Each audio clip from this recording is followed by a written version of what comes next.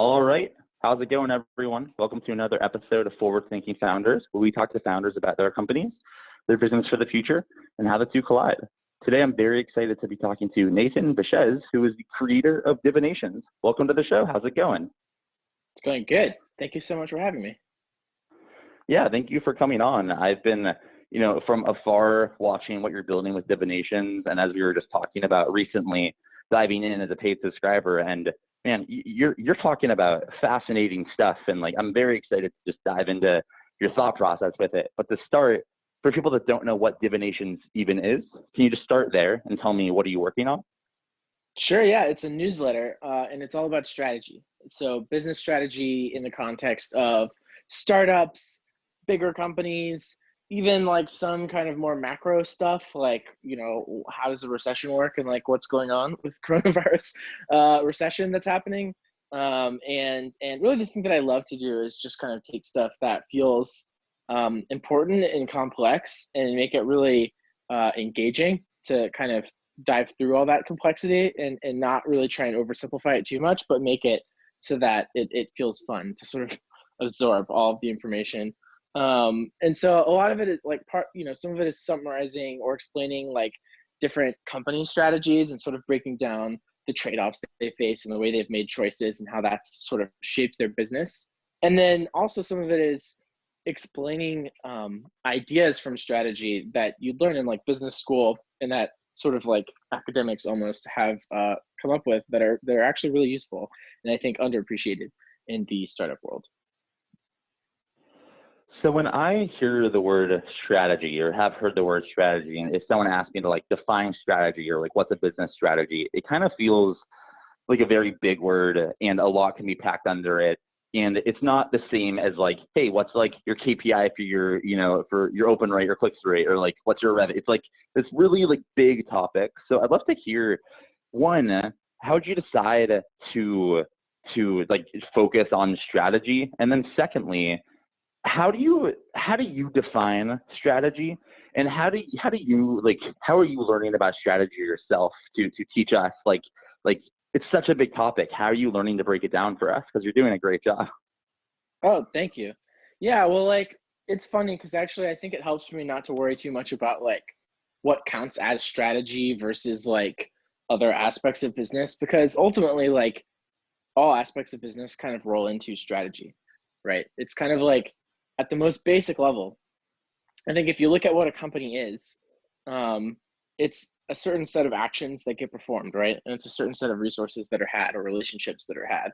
And, what a company decides to do, what actions it decides to take on is a theory about the environment. If we do this stuff, then the environment will react in this certain way and we'll be able to profit from it, right? The actions we do are cost creating.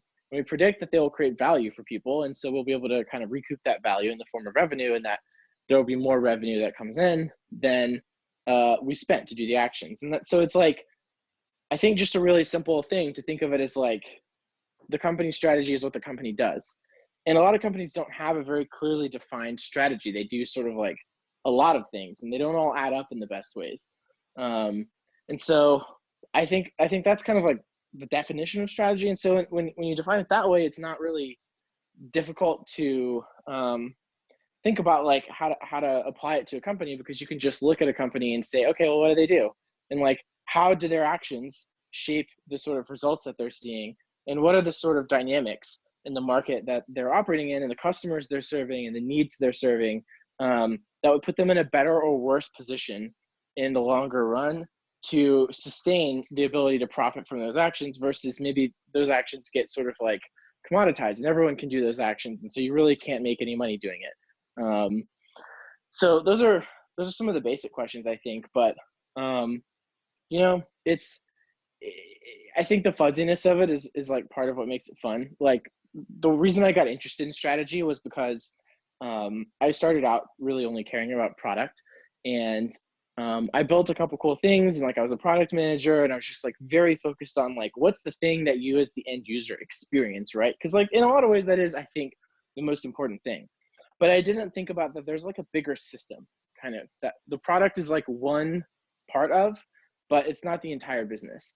there's a lot of other choices that matter a lot. And sometimes it actually makes sense to sort of sacrifice the ideal product experience in order to have a system that overall is like more sustainable or better fit to the environment.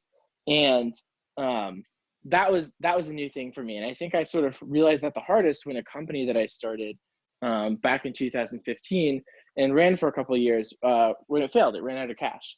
And I basically got into strategy as a way to like avoid that mistake again, I guess, and like try and think more holistically about what makes a business succeed or fail rather than just kind of focusing myopically on the product.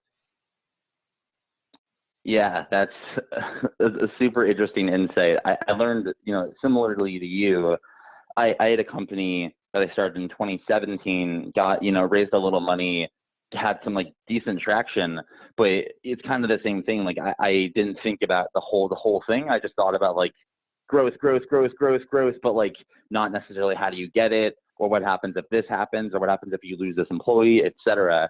And like there is more. And when I'm thinking about my next company, whenever that is, it's like I think it's helpful to almost like, well, what do you think? Like, do you think going through that experience with your startup, it kind of like almost in some capacity was like like an education that if you wouldn't have had it, like you wouldn't have had the perspective you have now? Like I guess, how do you think about how that set you up to what you're doing now with divinations and in the future? Like, because I think about like kind of that for me a little bit. So, do you have any thoughts on that?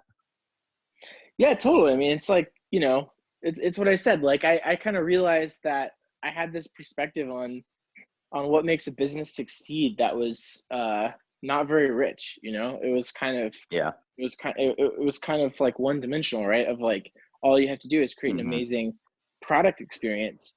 And so like it got me into trouble. Like what I did is I at the time there was all this kind of like visual interactive storytelling happening for the first time on the web, where it wasn't just like a blog post. It was like a really cool blog post with lots of like nice visuals or interactions and stuff. And I just was so inspired by that, and I still am. I think it's amazing.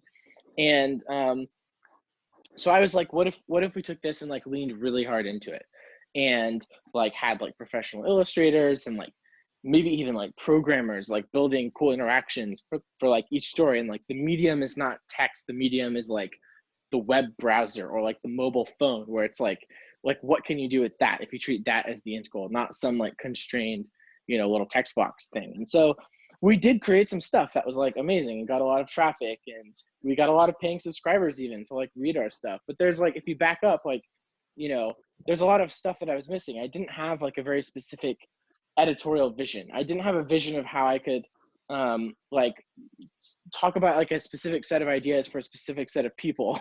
Right. I didn't have an idea of like, okay, we could partner with media companies. How do we make that work? Any of those directions would have been good directions to go, but they required trade-offs, right? If we're going to go partner with media companies, what we get is like they have an editorial vision and they have distribution to an audience, but I've got to make it work in such a way that they'll actually use it, right? Which is different than like what we internally were willing to do. Or like if we had a very specific editorial vision of like a specific audience and a specific type of content, then like, does it make the most sense for our only thing to be this thing that's like super expensive and hard to make? I mean, maybe I should have just started a newsletter or whatever. So like when you get into the specifics, it was kind of like, okay, I could create something that was really amazing from an experience perspective, but it didn't really make a lot of sense as a business. And so it was super instructive. And I think really shaped how I think about things now. So let's talk about now. So you decided you want to, get a grasp on strategy and start something around that. Why didn't you, do business strategy at a company or like get an MBA? Like, I'm curious, why did you go down this like creator newsletter route? Can you walk through your thought process on why you chose this path to learn strategy and teach us all strategy? Yeah, I mean, so I've definitely struggled with that. Like I love the idea of going back and like getting an MBA. I think it'd be really fun. I think there's a lot of value to it, but like there's also a lot of cost. Like not just literally like the cost, like student debt, but like to like probably move unless you know what I mean? Like there's just like Totally. there's a lot of disruption in your life, and so it has to really be worth it to you. And I think if I were going to go into some sort of finance, like even like venture capital, which doesn't really require a business school degree, but like, if you're doing like investment banking or like a hedge fund or something like that, or PE, like you've got to have an MBA. So if I were doing that, yeah, it'd be a no-brainer, right? It's just like the price you pay. But like what I actually do, which is like early stage company building, um, there's no there's no point to it. It doesn't actually matter to have that credential. All that matters for me is like what I learn. And so I just kind of have this inclination that I'd much rather do the like get the learning value and the networking value from an MBA on my own through this newsletter, which has opened the doors for me. It's taught me a lot of stuff. It's done a similar thing in my life as I think business school would do, but like I can do it from anywhere, and people are paying me as opposed to vice versa. And it's a big trade-off because I don't have an MBA. I'm not going to be able to say like, oh, like yeah, I'm a Stanford MBA or Harvard MBA or whatever. But like, I do have a lot that I'm gaining from it, and I think that the freedom to kind of explore whatever topics I'm interested in and spend my time kind of like focusing on that is for sure worth it to me. And then why not like go into a strategy role in some sort of like company? I mean, I just think I'd be bored. I think this is more fun. um I'm sort of like an early stage company builder, entrepreneur, like writer. I mean, I love, that's the other thing, is I just really love like creating things, like especially I love writing. And so it's great to do that too. But yeah, definitely feels like the right path for me in terms of, it's kind of a weird one, but it's just the most fun and the most flexible and the best financially, I think.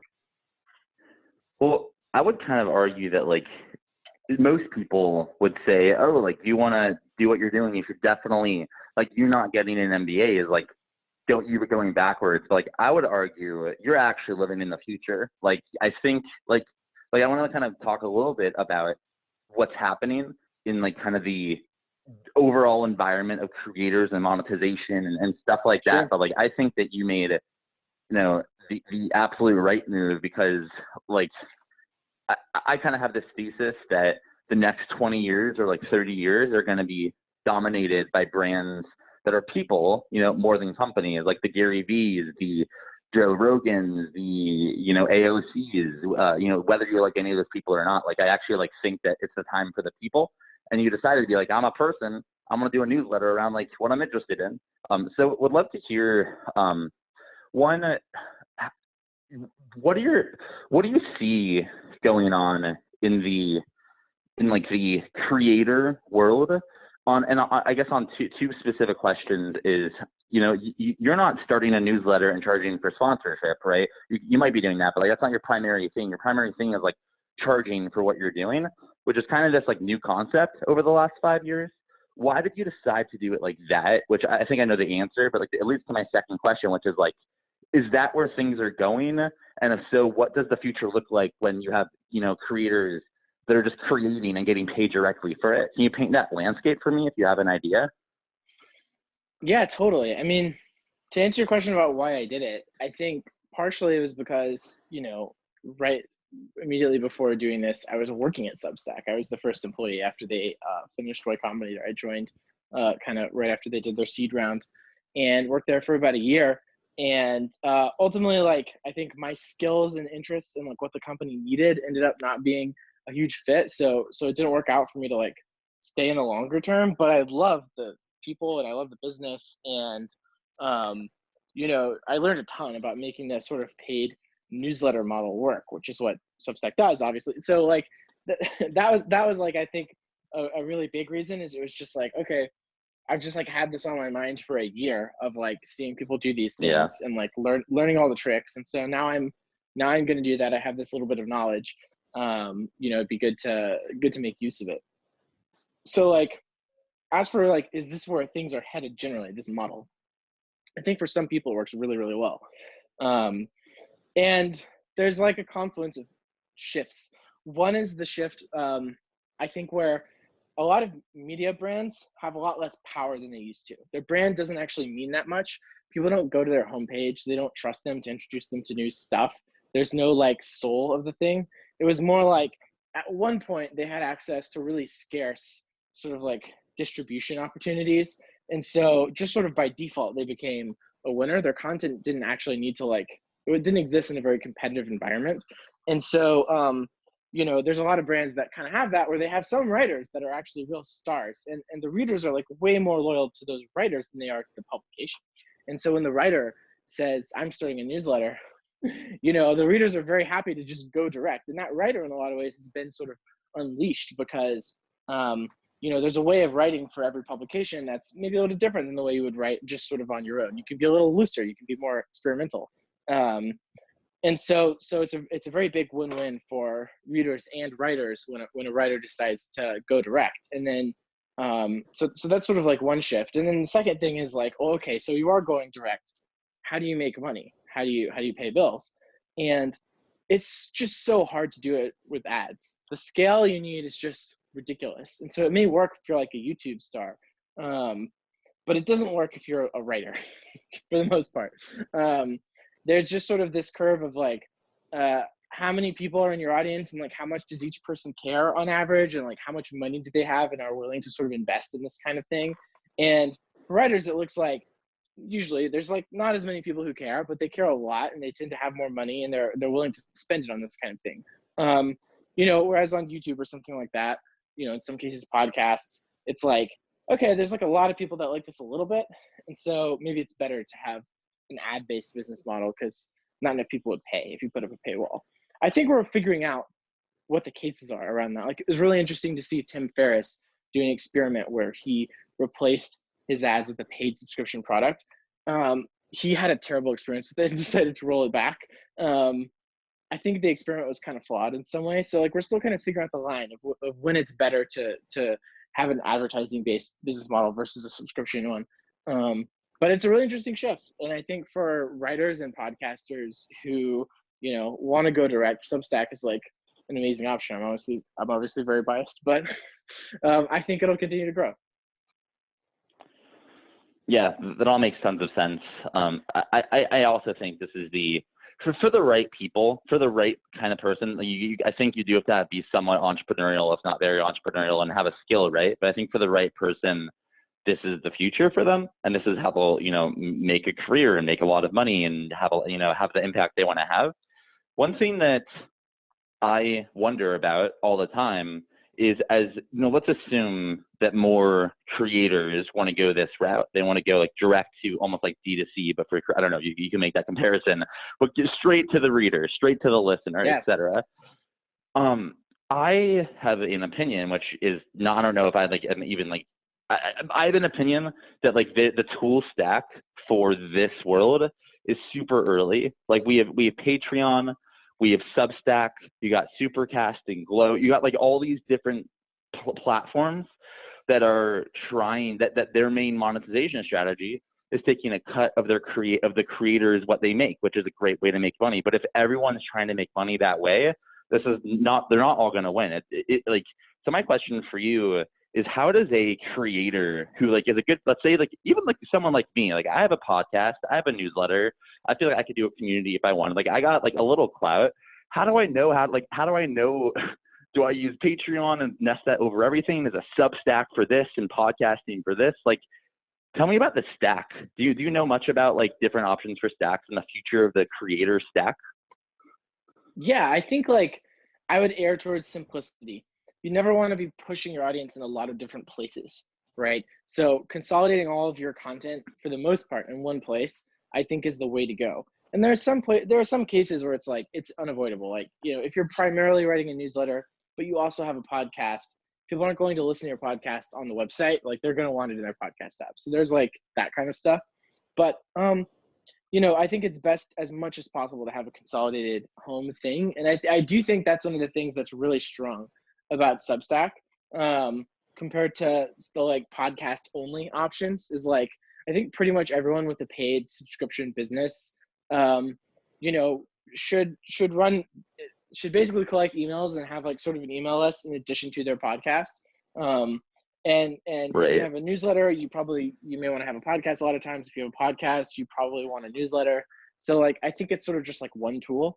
And it's really good if you already have your own website that you set up a while ago and you like don't want to replace it with Substack or whatever. But if I'm like a creator starting fresh today, like I would go on a platform where I can do everything.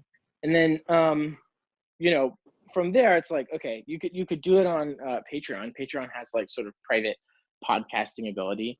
And if you compare Patreon to Substack, I think that there's some subtle things that are a lot better about Substack. I don't want to turn it into an ad for Substack though, because I am very biased. But I'll say I think that Substack puts your brand more front and center and focuses on your content a lot more than Patreon does. And then the associations with Patreon are more like donate to me because you're a fan, and Substack is a lot more like I have a business here.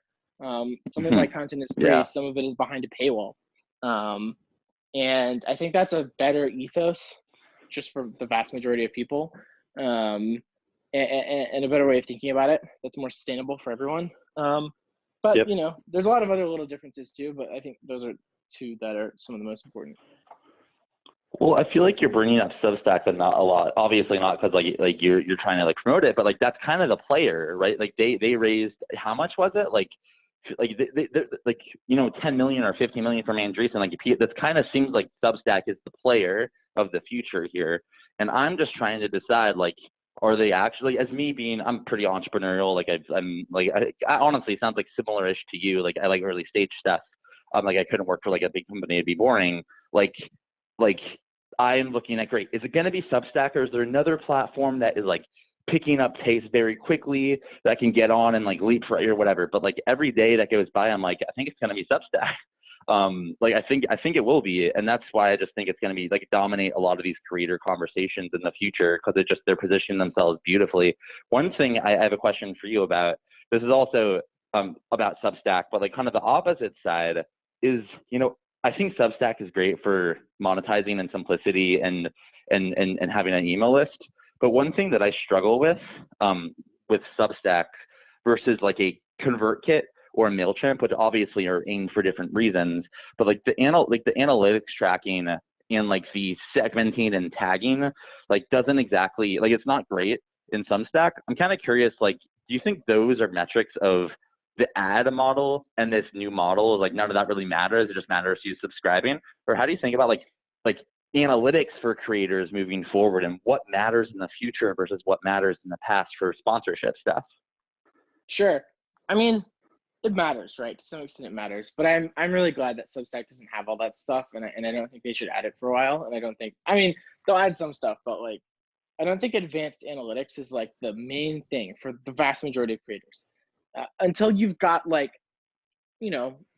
several thousands probably of paying subscribers, there's some basic stuff Substack could do, right? Like A/B testing subject lines or whatever, like that I'm all in favor of. Yeah. That has like a very practical impact on people, and you only need an email list of like a couple thousand for whenever you send out like a free email or whatever, that's like your bigger list, for that to start to become meaningful. But like in terms of like the really granular stuff, it's so much more important for people to accept the fact that their content is not good enough. The vast majority of people doing it, there's just one problem they have: their content isn't good enough. And it's so tempting to spend time fiddling with all sorts of other stuff and to not accept responsibility for the fact that their content isn't good enough. I mean, it's just like a really basic thing. If you're selling content, if you're trying to get people to subscribe to your email list or pay you or whatever, the content has to be amazing. And there's just no substitute for that. And so any amount of time that people spend fiddling around with stuff is a moment that they're taking away from figuring out how they can make their content better. And I think it's so important to just spend 99% of your time thinking about how to make your content better. That's actually really relevant for startups too. Like people, I mean, that's fascinating to hear on the newsletter front. I agree. And even with startups, like people bang their heads against the wall. It's like people aren't using it, and it's like, well, maybe it's product, like, versus just like distribution. So yeah, I like that. It also kind of minimizes, like you were saying, like if I have a newsletter that, let's say I have like a 1% conversion rate, which is pretty low. And I want to talk about kind of that type of stuff in a second. And I send a newsletter and lets me do all these tags and, tagging, grouping, segments. I'll spend pretty much what you just said. I very much so agree with that. I think that's fascinating to think about it like that. I kind of now want to, for the last, I would say, like, portion of the conversation, I'd love to learn, like, what have you learned? You started a newsletter. You're not, in my opinion, you're not really that small scale anymore. Like, you're growing, you're like probably, this is a guess, but like among like the top 25 or 20% of Substack creators. What have you learned? Like, what have you screwed up on? What have you learned that you're now doing that have optimized it? Like what's your experience been like? Yeah, totally. It's all been in the realm of like, it's like a fit between what's fascinating to me, what I know about, what I have credibility to talk about, and what relationships I have, and who pays attention to like my Twitter or whatever, and what people want to know, and like what problems they're facing, what questions they have, what topics are interesting, and that's sort of like the product market fit that I'm finding, so to speak. And I think the main thing I learned, so like I started writing in December. I think the newsletter launched on December 11th. And so it's been like 4 or 5 months or whatever. And I'm up to like 350 paying subscribers and like 3,500 people on the free list. And I'm really happy with that growth. Like, it feels like it feels really good. It feels like kind of crazy. Like, it actually is kind of working. And I don't know, there's been kind of like phases, and every meaningful phase that I can think of has been a result of me figuring out like a way of writing or a type of topic to focus on or whatever. It's just like all related to the content. There's just no tricks about like how many times to send or what time of day to send or any of that kind of stuff that end up mattering like at all. It's basically just like ship consistently and work just like absurdly long on making stuff as good as you can, and get a lot of feedback from really smart people on what's good and what's not good in the writing. And like, I think the readers will come. It's really only a matter of time. So maybe the other really important lesson is to be in a position where you have 6 months or whatever to be able to kind of ramp up. And so much of it too is like it's a very emotional thing. It's like, do I have something of value here? Like, am I actually able to say something that people want? It's like so hard to grapple with that, I think. And I have found that there are moments when it's absolutely agonizing sitting down to write and trying to figure out how to like say something that will be fascinating to people and like help people and be on a topic that's interesting and all that kind of stuff. And there are other moments when it feels great. And I think it's all just like a process that's like an emotional process and a learning process or whatever, that like you just have to like go through all the cycles. And like it's one of those things where it's like really simple and really hard. And I think the tendency when there's something like that is to like try and make it more complicated than it is. And like I said, like fiddle with the other stuff, but it's just a very simple, like, it's a full-time job kind of thing. I think to like make it good, it's going to take time. Nobody's stuff is going to be like amazing when they first start working on it. You've got to figure out kind of what you can write about and what people want and where they intersect. Yeah, I think it's like maybe one of the main lessons I've learned is like to listen to whatever is really interesting to me personally. Because even if it feels like maybe it's a little bit outside of my lane or whatever, it's usually done well and I don't regret doing it. Yeah, I like that a lot. What have you learned since you started, not on the Substack side and then the business side, but like you're diving into all these different companies, like business models and Quibi and like in charging more, charging less, and like industries. Do you mind sharing like what have been some of the things that you've learned that you've enjoyed? Obviously, you probably enjoyed most, but like anything stick out in regards to some of your newsletters and stuff you learned? Yeah. One that was really fun to do kind of on this topic of like, I wasn't sure if it was in my lane, but it just felt like fascinating and important is like trying to understand what's going on with the economy right now. Um, it's not directly a strategy question, but there are implications for strategy. And it's just fascinating. Like, I don't, I don't know other way to put it of just like, I just wanted to figure it out. And like I ended up writing a piece that like is basically like a different way of looking at how recessions happen. And it kind of uses the virus as a metaphor of like, there's this like something happens and then some business or some individual is like not spending as much as they used to. And then they're like lessened spending is somebody else's lessened income. And so then because they have less income, they have to spend less. And it kind of propagates through the economy in this similar viral fashion as obviously like a virus does. Um, and like trying to use some ideas from like epidemiology to think about the way that the economy works is like pretty interesting to me.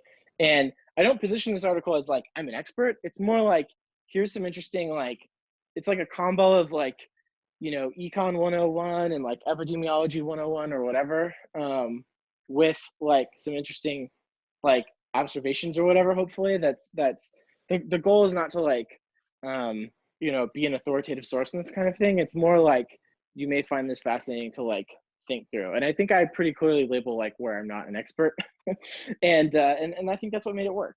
But yeah, that's been a fascinating one. I'm trying to think of other stuff. I mean, the Quibi one was interesting because it was an experiment in trying to make a pretty bold prediction, and I think at least I think it's too soon to tell, but I think the prediction was that I thought it would work, and it doesn't seem to be working that as well as I would have hoped. So we'll see. It's too soon to call it, but it's not looking so good for me on that front. I was kind of trying to do the contrarian take kind of a thing. Yeah, so for sure. it's interesting to think through that kind of stuff. So that was a lot of fun. Yeah, there's Well, what the Quibi one, sorry, just real quick, and then just want to mention this with the Quibi one. The great thing about like that kind of post is that like I think you kind of like almost in some capacity sold me on that. And then if it doesn't happen, I mean like if it doesn't work, it's not like I'll remember that post for my whole life. I already learned stuff from that post anyways, whether it works or not. But if Quibi does somehow miraculously make it work, like you're a legend, and like everyone that read it is like, oh shit, like I kind of knew that. So I do think that I personally, as a paying user, am a fan of the hot takes or the strong takes, even if they might be wrong, because I learn about another opinion that isn't as popular. Just by the way, for some user feedback. Yeah, totally. I think that's what I've been thinking about creating like an actual segment out of it called like the devil's advocate, where it's basically like, look, this is probably wrong, I guess, but like I just want to make a case that's counter to the popular opinion and make the case as strong as I can for some, if everybody thinks something is doing great, I'll say why it's actually in a really weak position or vice versa. Mm-hmm. And I think the point of it is not to predict the future. The point of it is to think through things in a more deep way, and to kind of question assumptions, which is always, I think it's sort of like, at the end of the journey, what really mattered was like the journey, not the destination or whatever the kind of thing is. So yeah, no, that's awesome to hear. And that's kind of what I was hoping for, is people would take it in the spirit of like, obviously no one has a crystal ball. It's just like, this is interesting to think through. Yep. Cool. Well, I have one more question for you. And then if there's anything else you want to bring up just about, anything that you think might be useful to people listening, we can talk about that. But I think my last question is, you're kind of like, in my opinion, from my vantage point, kind of like a pioneer in this. I kind of want to call it, like, I haven't said this publicly yet, but I'm pretty interested in the word sub creator. I don't know why. I think it sounds cool. It's like a machine, like a sub creator, whatever. If that becomes a thing, then cool. But like, you're kind of like a pioneer in this creator, this sub creator, this like make money from subscription world. And I think when people listen back to this in 5 years, they'll be like, damn, like what a legend. Like he's at this now and he was that then. So my question for you is, what tips do you have for people just to get started? Like if someone wants to break into this stuff and start a Substack or just like make money from their own ideas and hard work, do you have any tips for them? Yeah, totally. I think the first is to find a way to make serious time for it. which is a big ask at first, but like, I don't think you have to treat it as like an ongoing thing. It's just like, okay, make serious time for like one post, right? And then, but like, take your time with it. Like, it doesn't mean take forever. It doesn't mean like use that as an excuse to not like ship it at some point. But I think there's a misconception about how long these things take. And sometimes when a writer has really developed a formula and they know a lot about a certain subject matter, they can for sure, bang out a piece really quickly. But if you're just starting, you don't have that yet. So you should expect for it to take a little bit longer. I mean, another little nuanced piece of advice there is like, not to take long on your first draft. Like, get that out as quickly as you can and then like iterate on it. Maybe do 3 different first drafts that are like different ways of approaching the topic or the problem.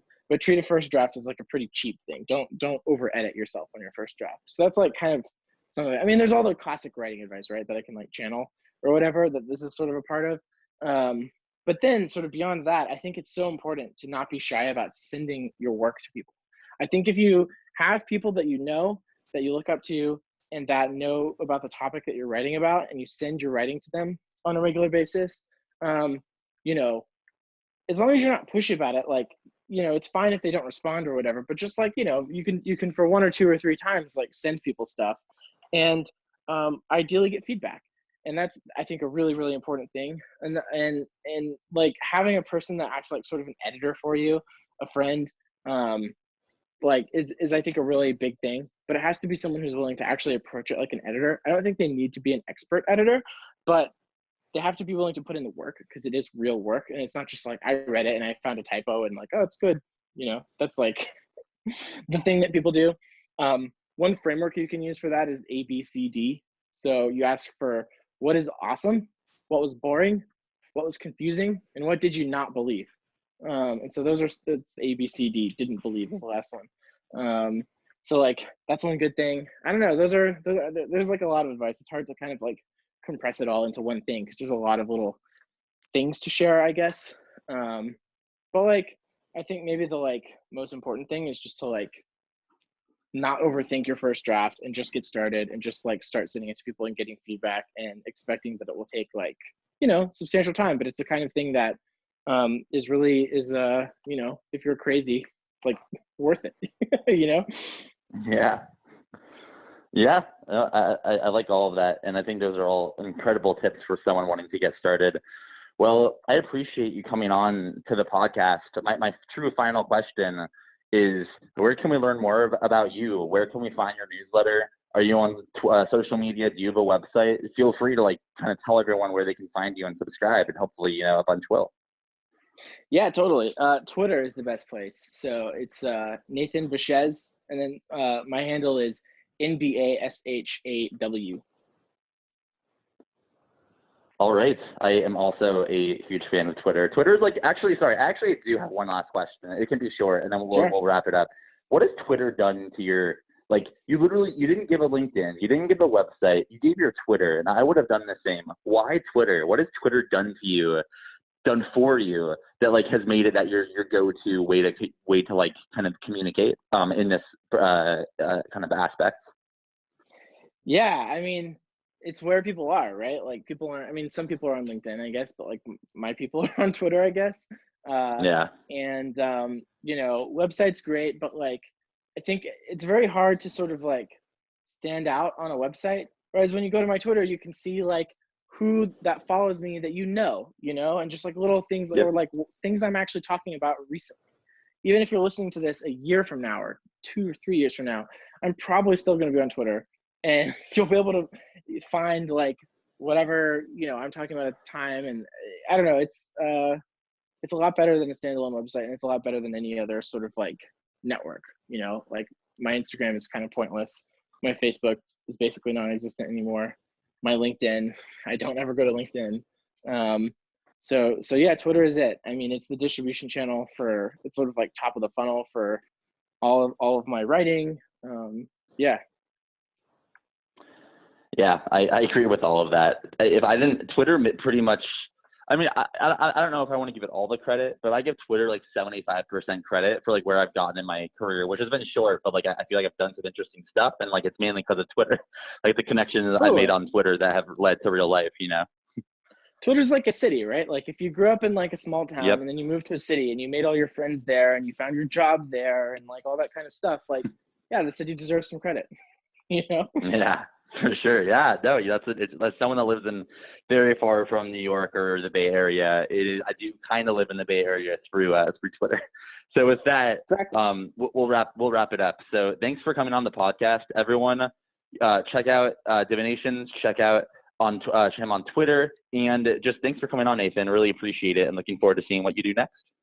Yeah. Thank you. Thank you for having me.